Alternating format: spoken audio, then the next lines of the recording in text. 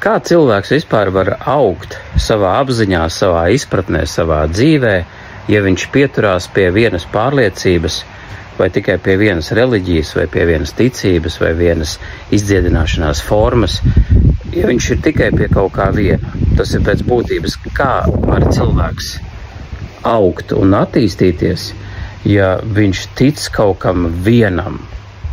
Tātad tas nozīmē, ka jo vairāk tu tici kaut kam vienam, jo mazāk tu attīsties. Mazāk paplašini apziņu, mazāk saproti, kas tu esi. Mums ir tūkstošiem izdziedināšanās formas, a cilvēks tic tikai vienai.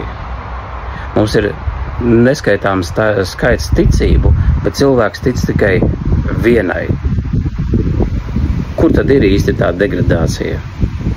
Kā viņi izpaužās dzīvē, kā tas vispār izskatās, kur rodās dusmas, kur rodās kari, tāpēc, ka cilvēki ir ieņēmuši galvā vienu domu un paši ar šo te domu cīnās.